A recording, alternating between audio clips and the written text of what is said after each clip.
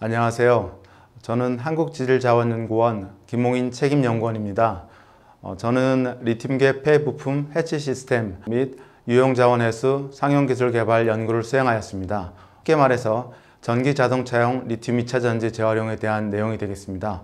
최근에 전기자동차가 많이 보급되어 향후 폐전기 자동차의 발생이 급격히 증가될 것으로 예상하고 있습니다.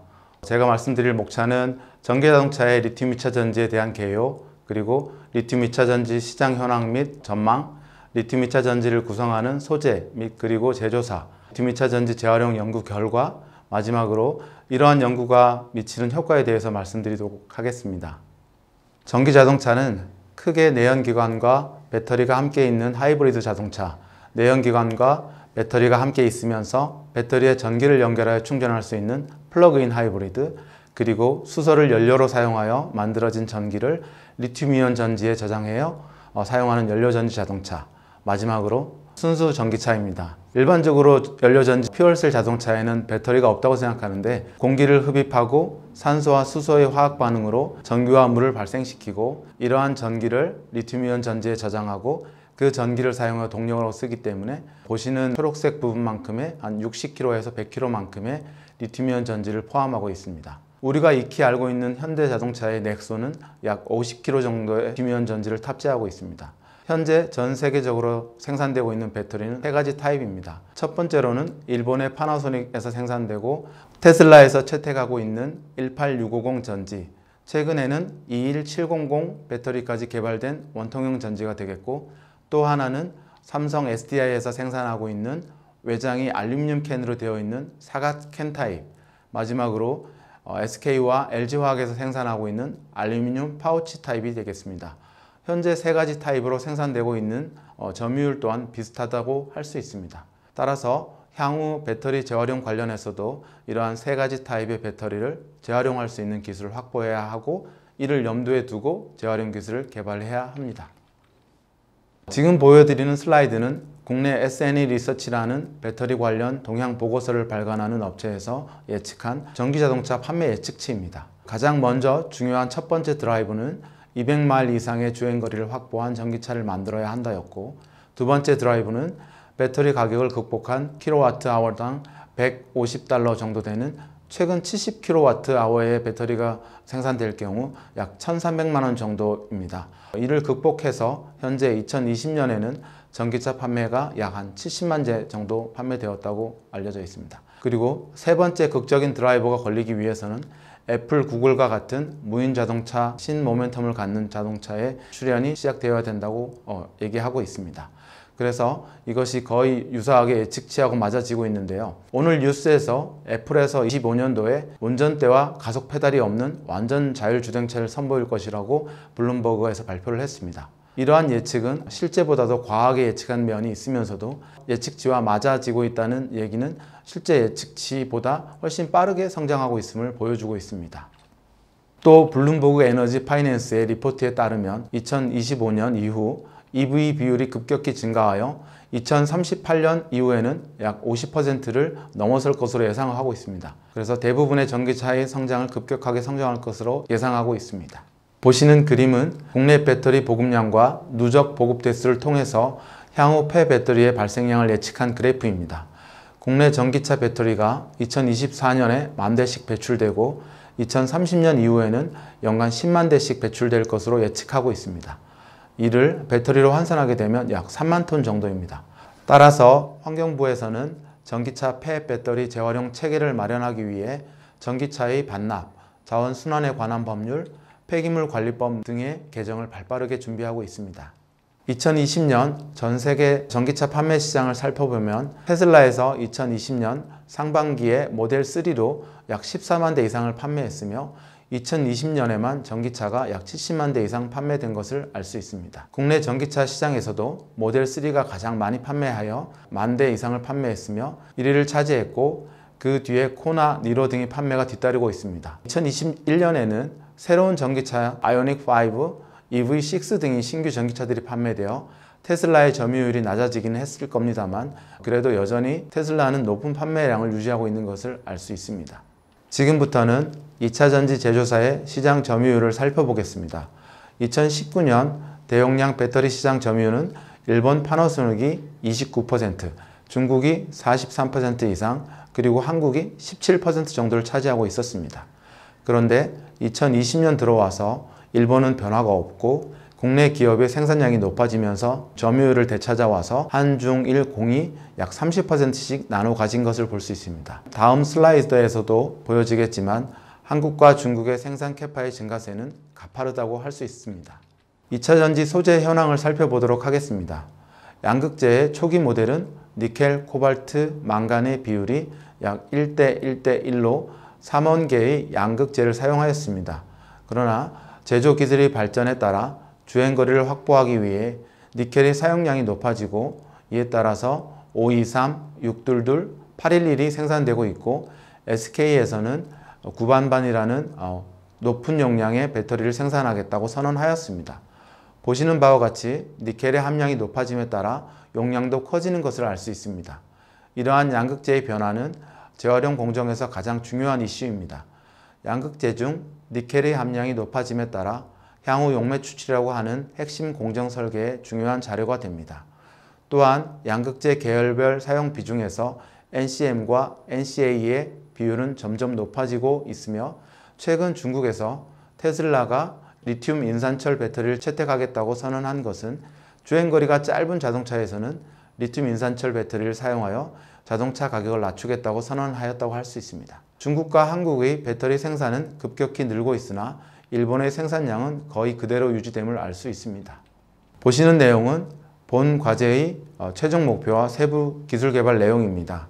본 과제 최종 목표는 폐리튬이온 전지를 연간 15,000대 고효율 재활용 기술 실증 플랜트를 구축하여 이러한 설비의 운전 기술 확립과 자동차용 폐리튬 2차 전지를 처리 공정 설계하는 것입니다. 세부 기술 개발 내용으로는 자동차용 폐리튬이온 전지 방전 기술 확립, 그리고 자동차용 폐리튬 2차 전지로부터 유용자원 해소 및 소재화, 폐리튬이온 전지 재활용 파일럿 플랜트 구축 및 대용량 처리 공정 설계가 되겠습니다. 전기 자동차는 석유 연료를 사용하지 않고 전기 배터리와 전기 모터를 사용하여 이동 수단을 움직이며 따라서 이러한 배터리는 자동차 원가의 약 45%를 차지하고 있다고 합니다. 배터리 중 양극재가 차지하는 비중은 약 35%이며 이 중 코발트, 니켈과 같은 전위 금속과 리튬을 재활용하여 회수하고 향후 현재까지 재활용되지 않고 있는 음극과 전해액, 분리막 등의 재활용 기술이 필요하다고 할 수 있습니다. 리튬 2차 전지의 구성을 살펴보면 크게 양극과 음극 케이스, 기타 외장, 그리고 분리막 등이 있습니다. 양극은 전체 무게의 약 40%를 차지하고 이 양극 중에는 재활용 핵심 물질인 양극 활물질이 약 80%를 차지하고 있습니다. 따라서 셀의 약 32%가량이 양극 활물질입니다. 이러한 양극 활물질 희소금속인 리튬, 코발트, 니켈 등이 함유되어 있습니다. 리튬이온 전지를 재활용하는 기술은 크게 습식 재련 공정과 포스코 같은 용광로를 쓰는 건식 재련 공정으로 나눌 수 있습니다. 습식 처리 공정은 우리나라의 성일 하이텍과 중국의 대부분인 재활용 업체에서 채택하고 있으며 건식 용융 공정은 벨기에의 유미코아가 거의 유일하다고 할 수 있습니다. 습식 공정과 건식 공정은 서로 다른 점이 몇 가지가 있는데 대표적인 것이 금속의 회수에 큰 차이가 있습니다. 습식 공정에서는 대부분의 금속이 회수되는 반면 건식 처리 공정에서는 리튬과 알루미늄이 산화되어 슬랙으로 이동하기 때문에 회수가 어려운 단점이 있습니다. 그러나 건식 처리 공정의 장점으로는 전처리가 일부만 필요하여 대량을 처리할 경우 금속 생산 단가가 낮아진다는 장점이 있습니다. 전기자동차의 물리적 처리 공정을 살펴보면 먼저 이송된 배터리 팩을 방전하면서 보관하게 되고 방전이 완료되면 해체하게 되는데 현재는 수작업을 통해서 해체가 진행되고 있습니다. 모듈까지 해체하고 셀까지 분리한 다음 이렇게 분리된 셀은 소형 배터리 처리 공정과 같이 파쇄하고 분리하여 활물질만 얻어내게 되는데 이 공정을 거치게 되면 블랙 파우더가 얻어지게 됩니다. 이렇게 얻어진 블랙 파우더는 습식 처리 공정에서 재련 공정을 거쳐 순수한 물질로 만들어지고 이러한 순수한 물질이 다시 배터리를 만드는 순환 공정을 이루게 됩니다. 본 과제의 최종 목표인 자동차용 폐리튬 2차 전지 연간 15,000대 고효율 재활용 기술 실증 플랜트가 구축되었습니다. 개발된 세부 기술은 가장 중요한 안정적인 폐리튬이온 전지의 방전 기술, 자동 해체 공정 개발을 통한 공정 기술 확보가 되겠습니다. 또 자동차용 폐리튬이온 전지를 재활용하기 위해서는 무엇보다도 유용자원 해수 및 소재화를 해야 되고 폐리튬이온 전지 재활용 파일럿 플랜트 운영을 위한 공정 효율화 등이 되겠습니다. 보시는 그림은 자동차용 배터리의 물리적 처리 공정입니다. 먼저 이송된 폐기, 저장과 동시에 안전하게 해체할 수 있도록 정기적으로 방전하게 되고, 방전이 끝나게 되면 안전하게 해체하여 각종 부품들과 분리하여 최종 셀은 기계적 파쇄 공정으로 넘어갑니다. 셀 외에 다른 플라스틱이나 금속류 등의 재활용도 무엇보다도 중요하다고 할 수 있습니다. 이렇게 개별 물질로 분리만 되면 자원화된다고 보시면 됩니다. 자동차용 배터리가 수작업을 통해서 해체가 진행되어 셀로 얻어지면 휴대용 배터리 처리와 같이 파쇄하고 분리하여 활물질만 얻어내게 됩니다. 이렇게 만들어진 블랙 파우더는 습식 재련 공정을 거쳐 순수한 물질로 만들어지게 됩니다. 폐리튬이온 전지의 습식 재련 공정을 간단히 말씀드리겠습니다.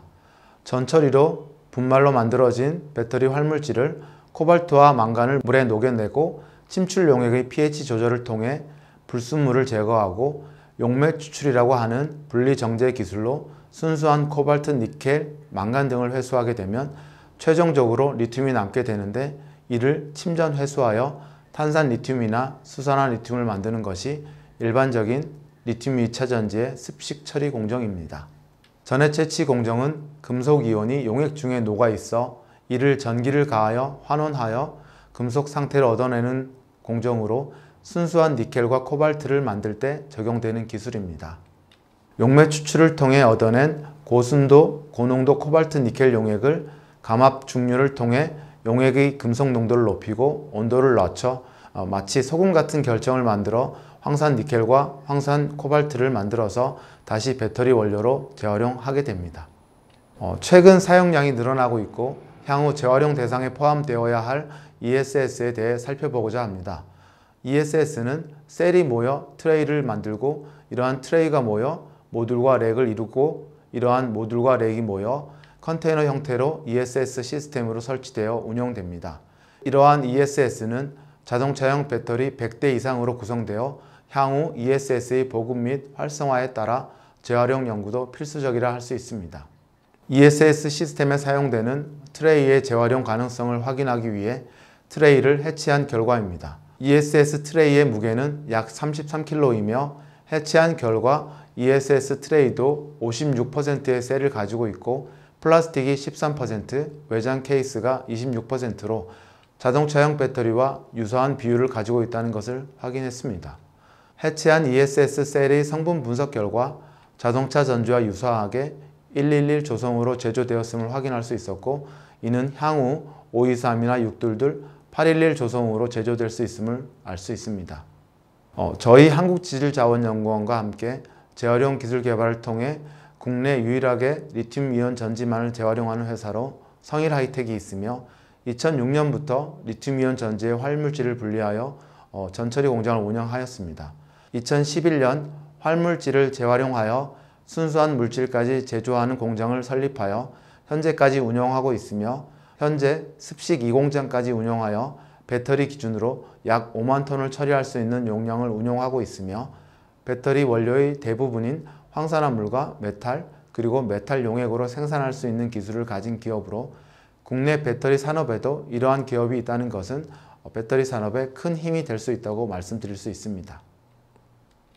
마지막으로 이러한 폐리튬이온 전지 재활용 과제를 통해 크게 기술적으로는 대용량 폐리튬 2차 전지 완전 순환형 자원순환 공정 확립으로 리튬 2차 전지 산업 성장 기반을 구축하였고, 폐리튬 2차 전지 부산물 재활용을 통한 소재화 상품화 기술 개발로 재활용 부가가치의 상승 효과를 가져왔으며, 재활용 원천 기술 및 고부가가치 소재화 기술 확보가 되었다고 말씀드릴 수 있고, 경제 산업적 측면으로는 대용량 폐리튬 2차 전지 재활용의 고부가가치 사업화를 통해 리튬 2차 전지 관련 산업의 활성화, 그리고 이러한 과제를 통해 환경적으로 향후 발생될 수 있는 폐전지, 폐기물 배출을 최소화하고 매립되는 폐기물 양을 절감하는 기술 개발이 되어 K배터리 산업의 활성화에 기여했다고 말씀드릴 수 있겠습니다. 네, 경청해 주셔서 감사합니다.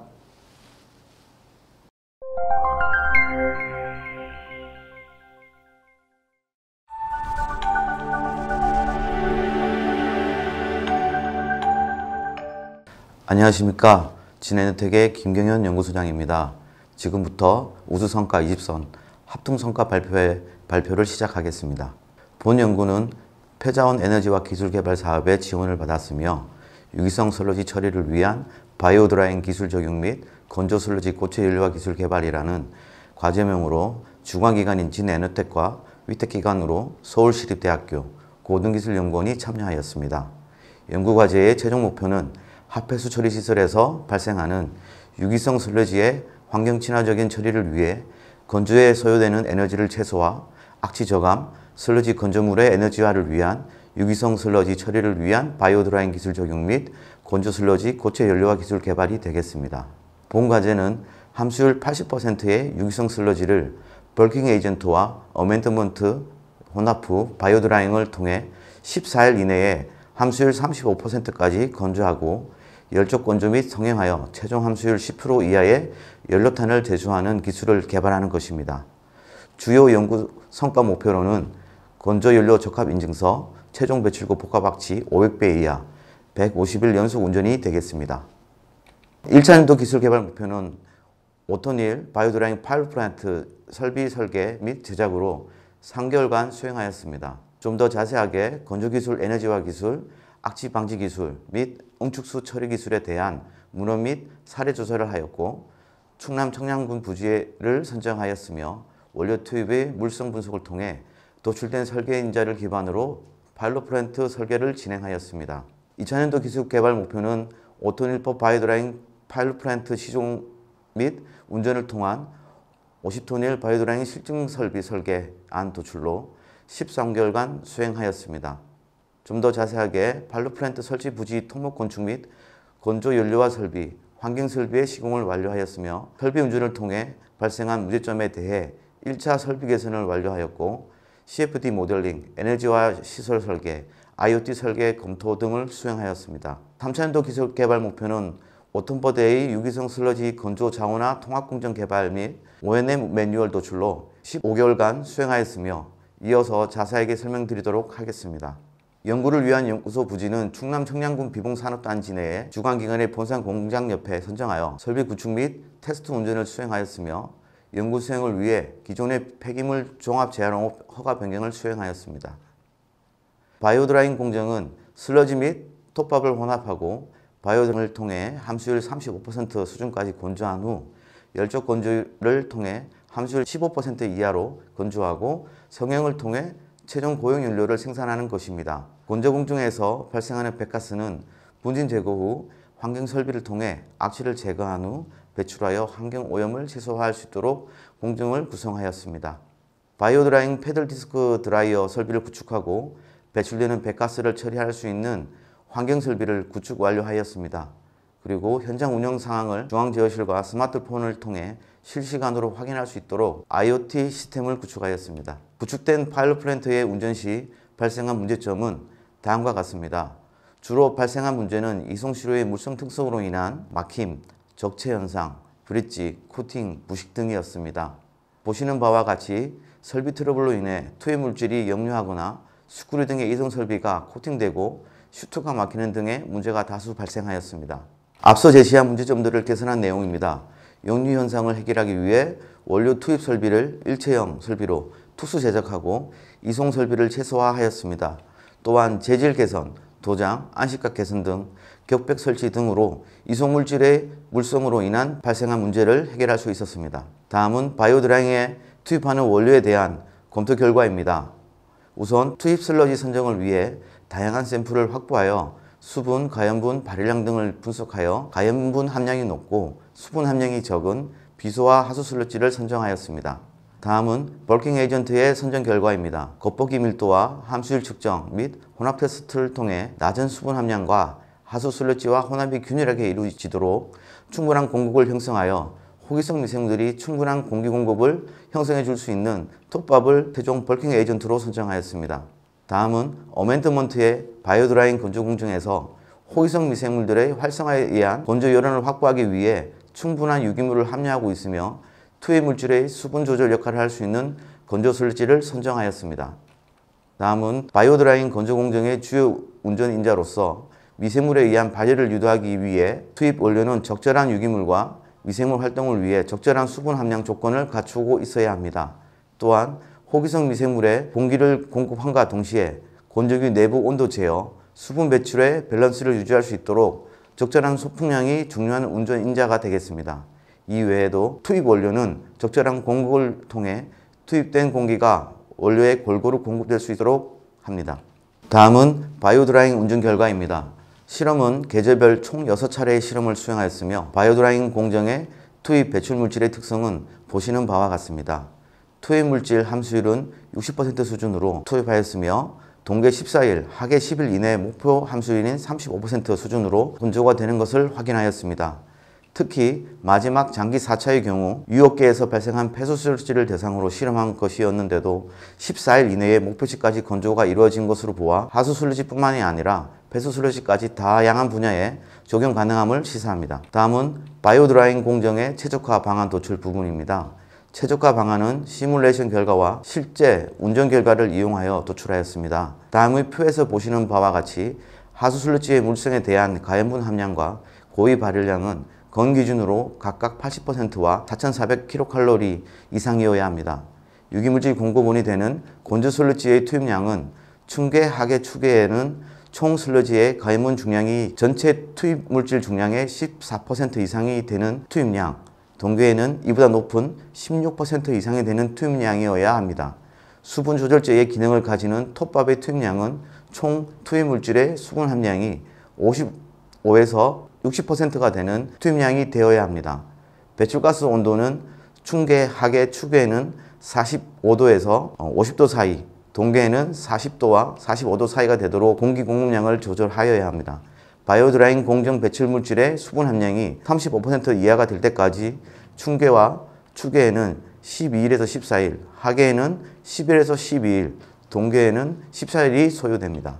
다음은 바이오드라잉 공정 최적화 운전 시 열적 건조만을 했을 때와 에너지 사용량 비교입니다. 건조 효율의 경우 바이오드라잉을 적용했을 때가 열적 건조만 했을 때보다 약 5배 이상 높은 것을 확인할 수 있고, 이는 건조 시 미생물 발열을 이용함으로써 별도의 에너지 투입이 필요 없기 때문에 월등히 우수한 것을 확인할 수 있습니다. 1년 운영 시 소요 비용으로 비교했을 때 약 8억 7천만 원 정도의 에너지 비용 절감 효과가 있습니다. 바이오드라잉 적용 시 전력 소비량의 경우 주관기관의 기존 건조 방식보다 약간 높은 수준이나 해외 기술과는 유사한 수준입니다. 그러나 연료 소비량에서 기타 기술과 비교했을 때 훨씬 적게 소모되어 이를 열량으로 환산했을 때 녹색 기술 인증 기준 수분 증발 열량 1000kcal 대비 81% 수준으로 확인되었습니다. 총 154일의 장기 운전을 시행하였으며 운영일지, 분석일지, 로깅 데이터를 통해 다양한 조건에서의 운전 데이터를 확보하였습니다.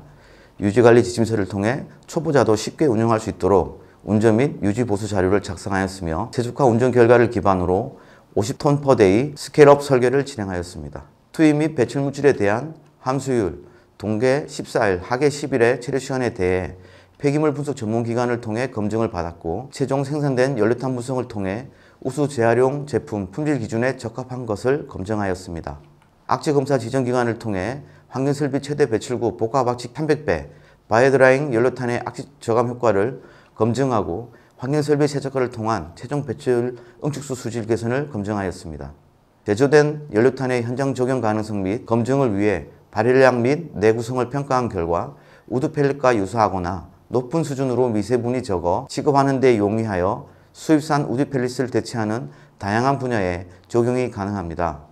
열 중량 분석, 연소 특성 평가를 통해 연소로 설계를 위한 시뮬레이션 기초 자료를 확보하였습니다. 바이오매스 혼수 타당성 검토를 위해 총 7가지 전제 조건에 대해서 검토하였으며, 그 결과 기존 바이오매스 발전 설비에 충분히 혼수가 가능한 것으로 확인되었습니다. 설비 용량 및 공정 구성에 따른 경제성 분석을 실시하였습니다. 먼저 설비 용량에 대한 분석 결과 50톤 일 규모의 BC 레이시오는 0.51로 기능성 확보가 어려운 것으로 분석되었습니다. 200톤 일 규모에 대한 바이오드라잉 그리고 열적 건조 방식과 열적 건조 단독 방식의 BC 레이시오는 각각 1.9와 1.5구로 바이오드라잉과 열적 건조 조합이 높은 것으로 분석되었습니다. 이는 소요되는 연료비 차이에 의해 바이오드라잉 플랜트가 더 우수한 경영성을 보이는 것으로 확인되었습니다. 다음은 주요 성과입니다. 학술지 4건 투고하였고 9건의 학술 발표를 진행하였습니다. 9건의 국내 특허 출원과 1건의 해외 출원을 하였으며 8건의 국내 특허 등록을 하였습니다. 바이오드라잉 기술을 적용한 고체 연료 생산 기술로 녹색 기술 인증과 우수 재활용 제품 인증을 획득하였으며 현재 환경신기술 인증을 받고자 평가 진행 중에 있습니다. 개발 기술의 유출 방지를 위해 산업기술 확인서와 첨단기술 제품 확인서를 받았고 바이오드라잉 고용 연료는 혁신 제품으로 지정된 공공의 활용을 촉진할 수 있게 되었습니다. 우수 발표 논문상과 산업통상자원부 장관 표창을 수상하였으며 35건의 저작권 등록을 완료하였습니다. 기술 홍보를 위해 4건의 전시회에 참가하였으며 동영상 촬영 2건, 브로셔 2건 제작하였습니다. 기술 개발의 핵심 비즈니스 모델입니다. 슬러지 처리 시 발생하는 처리 비용과 바이오드라잉 기술을 적용하여 생산한 고용연료 판매 시 발생하는 판매 비용으로 이중 수익 구조의 형성이 가능하며 플랜트 사업을 통해 국내 및 해외 기술 활용 범위를 확대할 수 있습니다. 다음은 사업화 진행 상황입니다. 현재 개발된 기술을 적용하고자 국내 지자체와 협의 중이며 생산된 고용연료는 국내 공공 및 민간으로 수요처를 확대하는 방안을 모색 중에 있습니다. 또한 바이오드라잉 기술의 활용 범위를 확대하고자 농업 바이오매스에 적용할 수 있도록 유관기관과 협약을 통해 사업을 확대하는 중입니다. 장기적으로는 바이오매스 발전소를 운영하여 원료부터 제품 수요처까지 일로를 하는 폐기물 종합 재활용 사업을 수행하는 데 있습니다. 개발된 기술을 통해 생산된 제품은 한국도서발전과 한국중부발전에 전력 납품하고 있으며 과제 지원을 통해 추가 수익을 달성할 수 있게 되어 지원기관에 감사드립니다. 이상으로 발표를 마치겠습니다. 경청해 주셔서 감사합니다.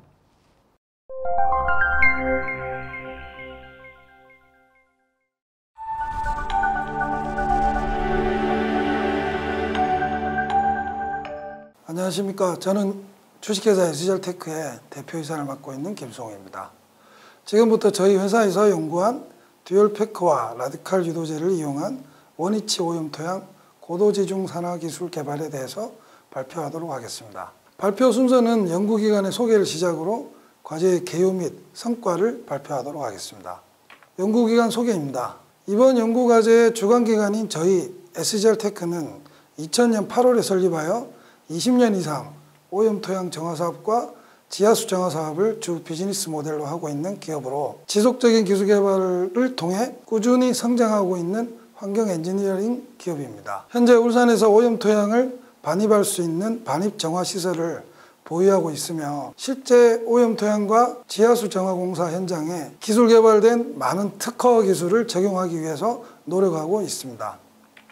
저희 SGR테크는 지적재산권 보유 현황으로 오염토양, 지하수 정화 기술에 관련된 특허 중심으로 특허 22건, 신기술을 1건을 보유하고 있습니다. 다음은 저희 회사의 사업 실적입니다. 사업 수행으로는 토양 지하수 오염 정화 사업을 20년 동안 약 200건 이상 진행을 하였으며 산업통상자원부, 한국환경산업기술원 등 다양한 연구개발 기회에 참여하여 지속적으로 새롭고 혁신적인 기술 개발을 진행하려고 노력하고 있습니다. 그럼 이번 우수과제로 선정된 연구과제 개요를 시작하여 과제 내용을 상세히 설명해 드리도록 하겠습니다. 연구과제명은 듀얼패크와 라디칼 유도제를 이용한 고도지중 산화기술 개발입니다. 이 과제는 실증사업화 및 개별 단계로 진행되었으며 총 연구기간은 2018년부터 2020년까지 31개월, 총 연구개발비는 13억으로 주관기관은 SGR테크, 위탁기관으로는 서울대학교 이창하 교수님 그리고 고려대 이재상 교수님 연구실이 참여하였습니다. 이번 과제의 연구 필요성은 현재 상용되고 있는 원위치 지중오염 토양 정화 기술의 단점으로 지적되고 있는 국부적으로 오염 심도에 선택적으로 오염물질을 분해하는 산화제를 주입하는 것이 장치적으로 매우 어려운 점과 그리고 주입되어지는 산화제 양이 과다하게 주입되어 정화비용과 공사비용이 많이 소요되는 단점이 있습니다. 또한 주입되는 산화제의 지중 자분해로 인해서 오염물질이 분해하는 라디칼이 형성하기 전 산화력을 잃는 등 수평 수직적 전달 효율이 매우 비효율적으로 현장에 적용되는 등 여러 가지 어려움이 존재하고 있습니다. 다음은 연구과제 목표 및 내용을 세부적으로 말씀드리겠습니다. 저희 연구개발 최종 목표는 듀얼팩과 라디칼 유도제를 이용한 고도지중 산화기술 개발로 크게 3가지의 개발 목표로 두고 있습니다. 첫째, 다중주입 장치인 듀얼팩화 개발을 통해서 산화제 전달효율을 향상시키는 것과, 둘째, 라디칼 유도제를 개발함으로써 산화제 자분해 저감률을 향상시키는 것, 셋째로는 산화제에 의한 지중 토양 환경에 대한 유해성을 저감을 확인하는 것으로 이 3가지 성과를 도출하여 불포화대와 포화대 모두 적용 가능한 원위치 산화기술 개발을 큰 목표로 두었습니다. 세부 목표로는 크게 2 카테고리입니다. 첫 번째로는 다중주입 장치 듀얼팩화 개발입니다. 상부와 하부의 산화제와 라디칼 유도제, 그리고 공기와 가압수를 분사할 수 있는 장치로 원하는 오염 신도에 선택적으로 산화제 주입이 가능하여 산화제 전달효율을 극대화시키고 산화제 사용량을 절감시켜 환경 유해성과 공사 비용을 절감 효과를 거두는 것입니다. 두 번째로는 오염물질을 실제로 분해하는 라디칼 형성을 컨트롤할 수 있는 라디칼 유도제를 개발하는 것입니다. 지중 오염물질을 분해하는 산화제로 사용되는 과항산염, 퍼설페이트가 토양 성분에 의해 자분해되는 것을 억제할 수 있고, 오염물질을 분해할 수 있는 라디칼 생성을 조절하여 산화제 자분해 저감률, 그리고 산화제 이용률을 높이는 것입니다. 연구개발의 연차별 연구 내용을 말씀드리겠습니다. 1차년도는 랩 스케일 중심으로 각종 산화제를 평가하고 라디칼 유도제 후보를 도출하고 다중주입 장치인 듀얼팩화를 디자인하였습니다. 2차년도는 파일럿 스케일 중심으로 라디칼 유도제 및 산화제와의 주입 순서와 듀얼팩화를 보완 제작하여 실제 공정에 적용을 위해서 파일럿 연구가 진행되었습니다. 마지막 3차년도는 실제 유류로 오염되어진 부지에 연구 결과를 적용하여 듀얼팩화의 우수성과 라디칼 유도제의 우수성을 검증하는 연구가 중점적으로 진행되었습니다. 그럼 연구 수행 결과를 말씀드리겠습니다. 첫 번째는 산화제 전달 효율 증대를 위해서 다중주입 장치인 듀얼팩화와 주입 압력을 조절할 수 있는 산화제 주입 장치 개발입니다. 다중주입 장치 듀얼팩화는 1단계로서 3D 모델링과 3D 프린팅을 통해서 세부 설계 인자를 도출하였고, 2단계는 여러 번의 시제품 제작을 통해서 수정 보완을 진행하였습니다. 3단계는 최종 상품화할 수 있는 듀얼팩화와 산화제 주입 장치를 보시는 사진과 같이 개발하게 되었습니다. 또한 산화제에 의한 장치의 부식 방지와 내산성, 그리고 안정성을 위해서 여러 부식 실험을 거쳐 확인한 후 재질을 스테인리스인 서스 304로 제작하게 됐습니다. 산화제 자분해 저감률 연구에서는 산화제로는 퍼설페이트 PDS라는 광산염을 사용하였고, 라디칼 유도제는 TPP, 하이드록실암이라는 HA를 사용하였습니다. 연구 결과 그래프에서 알 수 있듯이 PDS와 TPP 시스템에서 산화제 단독 사용 시스템에 대비하여 산화제 자분해가 40% 향상되는 것을 확인하였습니다. 또한 이 시스템에 산소를 주입 시 산화제 자분해 저감률이 18% 추가로 향상되는 것을 보아 듀얼팩화 하부에 공기와 가압수를 주입하면 산화제 자분해 저감률이 보다 향상되는 효과를 볼 수 있을 거라고 판단됩니다. 그리고 라디칼 유도제인 TPP는 산화제 주입에 따른 지중 매설물 부식 방지 효과에도 큰 효과가 있는 것을 실험으로 확인하였습니다. 이러한 연구 결과를 바탕으로 국내 오염 토양 정화 사업에 저희 회사는 최초로 산화제인 PDS와 TPP라는 라디칼 유도제를 현장에서 적용하고 있습니다. 그리고 산화제와 라디칼 유도제 주입 농도 최적화 실험에서는 실험에 사용된 오염물질은 유류인 TPH, 산화제는 광산염, 라디칼 유도제인 TPP를 이용하여 실험하였습니다. 그 결과 최적 주입 농도가 오염물질 대 산화제, 라디칼 유도제가 1:1대 0.05일 때가 가장 효율이 좋은 것을 확인하였습니다. 그리고 지중해 주입되는 산화제에 의한 토양환경 유해성 평가는 토양의 과산화수소와 1광산염, 2광산염, 산화제를 3가지를 주입하여 지중해 미생물의 군집 변화를 비교 분석하여 확인하였습니다. 그 결과 2광산염인 PDS가 토양 미생물의 군집 변화가 가장 적게 나타나 지중해 주입 시 지중해 토양 환경에 큰 위해성이 가장 적은 것을 확인하였습니다. 그래서 산화제는 PDS 2광산염이 가장 토양 위해성이 적고 산화제 이용률이 높고 사용하기 적절한 산화제로 이번 과제에 선정하였습니다. 이러한 여러 실험을 통해 연구 결과를 바탕으로 실제 현장 실증 평가를 통해서 기술 검증을 진행하였습니다. 현장 실증 평가 장소는 지하 저장 시설 배관 노후로 인한 유류 누출 현장으로서 오염 심도가 2에서 3회다. 오염 물질 평균 농도가 약 5,000ppm으로 분포되어져 있는 현장입니다. 작업 순서는 사진과 같이 관정 설치와 패커 설치, 그리고 산화제 주입 순으로 진행하였으며 여러 번의 모니터링과 분석을 통해 현장에서의 산화제 전달 효율과 지중 자분의 평가를 진행하였으며 연구 개발된 듀얼 패커는 기존 사용되고 있는 싱글 패커와 비교를 하여서 지중 전달 효율을 평가하였습니다.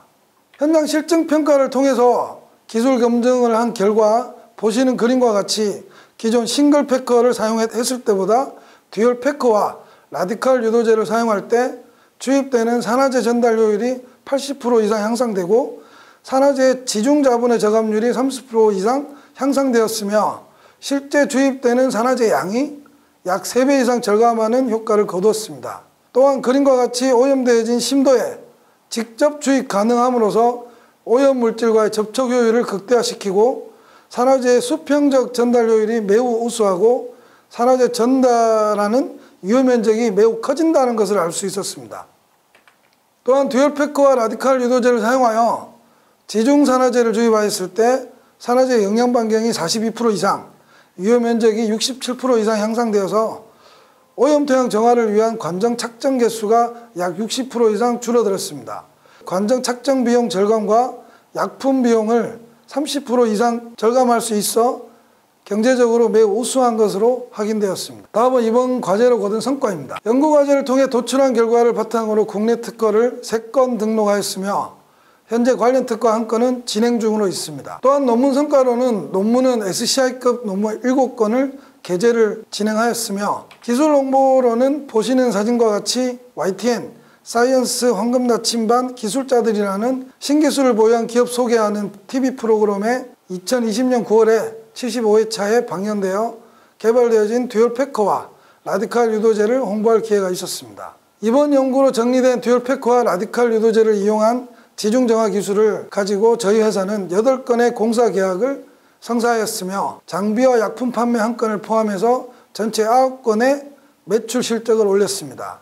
그리고 현재에도 오염토양 정화 공사 중 원위치 정화를 하는 계약에 저희는 적용하려고 노력하고 있으며 또한 현장에서 적용하면서 보완할 사항을 지속적으로 수정하여 장치의 업그레이드를 진행하고 있습니다. 그 외 연구의 우수성을 국내 학술대회에서 포스터 발표 2건, 국외에는 유명 학회인 아메리칸 케미칼 소사이어티라는 ACS 학회 구두 발표 1건, 그리고 본 기술과 관련된 저작권 9건 등록을 진행하여 본 연구기술의 독점권을 확보하였습니다. 마지막으로 이번 연구과제의 기대 효과입니다. 기술적 측면으로는 기술의 실증화로 신기술 인증이 가능할 것으로 보이며 경제적 측면으로는 정화공사 비용의 절감, 환경적 측면으로는 이용되는 산화제 이용 효율을 높여 지중환경의 오염 부하 저감을 할 수 있다고 볼 수 있습니다. 마지막으로 이번 연구로 개발된 듀얼 패커와 라디칼 유도제는 기존 사용되어지는 오염 토양 및